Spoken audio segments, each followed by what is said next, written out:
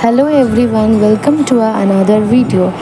এখন আমি আছি তারাপীঠে আর আমি একদম রেডি হয়ে গেছি বেরোনোর জন্য। আর আজ আমরা যাব বক্রেশ্বরে। এবার তারাপীঠ থেকে বক্রেশ্বরে কি করে যাব সেটা দেখতে হলে তোমাদের ভিডিওটা কিন্তু পুরোটা দেখতে হবে। আর এখানে আমি চলে এসেছিলাম অটো স্ট্যান্ডে। অটো কিন্তু অনেকই ভাড়া বলছিল, বাট তোমরা একটু কথা বলে নিয়ে দেন রিজার্ভ করে তারপর যেও, কারণ অনেক অটোওয়ালা বলছিল 1600 নেবে, অনেকে বলছিল 2000ও। কিন্তু আমরা অনেক অটোওয়ালার সাথে কথা বলে দেন ওটাকে ঠিকঠাক প্রাইসে নামিয়েছি। যেরকম আমাদের কিন্তু 4 জনের ভাড়া লেগেছিল, যাওয়া আসা সব মিলিয়ে 1300 নিয়েছিল।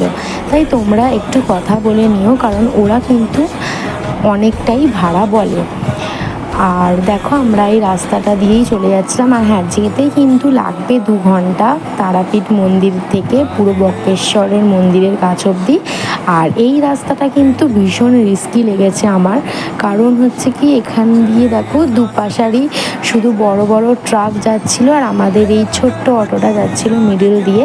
তো যাই হোক, আমাদের কিন্তু অটো দাদা খুবই ভালো ছিল, তাই খুব ভালোভাবে অটো চালিয়ে আবার একটা এই সুন্দর রাস্তা দিয়েই কিন্তু আমরা একদম মন্দিরের সামনাসামনি চলে যাচ্ছিলাম। আর রাস্তাটা কিন্তু অনেকটাই ছিল, কারণ আমি বললাম 2 ঘন্টার পথ। তো যাই হোক, এসে কিন্তু দেখি মন্দির কিন্তু একদমই ফাঁকা ছিল, কারণ আমাদের আসতে পুরোপুরি দুপুর হয়ে গিয়েছিল। আর এই দেখো এখানে কিন্তু এই উষ্ণ গরম জলটা আছে, যেখানে সবাই স্নান করে। হয়তো এখন গরমকাল বলে কেউ স্নান করে না। তো তারপর যাই হোক, এইসব দেখতে দেখতে আমরা কিন্তু আরেকটা জিনিস দেখেছিলাম, যেটা হচ্ছে যেখানে একদম ফুটন্ত জল আছে।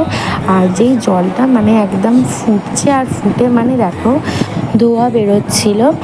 আর এখানে কেউ একজন মারা গিয়েছিল বলে তাই এটা এরকম তার দিয়ে পুরো ঘিরে দিয়েছিল, যাতে বাইরে থেকেই লোক দেখে, কারণ এতটাই ফুটন্ত গরম জল। আর তারপরই আমরা কিন্তু চলে গেছিলাম শিবের পুজো দিতে। আর এখানে বক্রেশ্বরে আমি আরও একবার এসেছিলাম, তখন আমি ভীষণ ছোট ছিলাম, তাই আমার একদমই মনে ছিল না। আর এটা আমার সেকেন্ড টাইম বক্রেশ্বরে। আর এখানে গিয়ে আমরা একটু পাটা ধুয়ে নিচ্ছিলাম আর একটু মাথায় জল ছিটিয়ে নিচ্ছিলাম। তারপর এই রাস্তাটা দিয়েই আমরা চলে গিয়েছিলাম মন্দিরের ভেতরে। তো এখানে আমার মেশো নামছিল নিচে, আমাদের ভীষণ ভয় লাগছিল, কারণ নিচের সিঁড়িগুলো খুব শ্যাওলা পড়েছিল। তারপর এই যে দেখো এখানে যে শিবটা আছে, এখানেই আমরা কিন্তু জল ঢেলেছিলাম, যেটার ভিডিওটা আমি করতে পারিনি। তো তারপরে আমরা ওখানে পুজো দেওয়ার পর এখানে কালী মায়ের কাছে পুজো দিতে এসেছিলাম। না, এটা কালী মা ছিল না কি ছিল আমার ঠিক মনে পড়ছে না। মন্দিরের পাশে একটা হোটেল ছিল, সেখানে আমরা লাঞ্চটা সেরে ফেলেছিলাম, যেটার ক্লিপটা আমি নিতে পারিনি। দেন আমরা তারাপীঠে এসে এখান থেকে প্যারা নিয়ে নিয়েছিলাম। দেন আমরা গিয়েছিলাম ডিনার করতে বিনা পানি হোটেলে। আর দেন ওখানে আমরা বিরিয়ানি খেয়েছিলাম, যেটা আগের দিন আমরা খেয়েছিলাম, কারণ আমরা এটা ভীষণ ভালো লেগেছিল। তারপর আমাদের একটু ল্যাংচা কেনার ছিল, তো আমরা কিনে নিয়েছিলাম। আর ব্যাস, এখানে আমি আমার ভিডিওটা এন্ড করলাম। Tata, bye bye.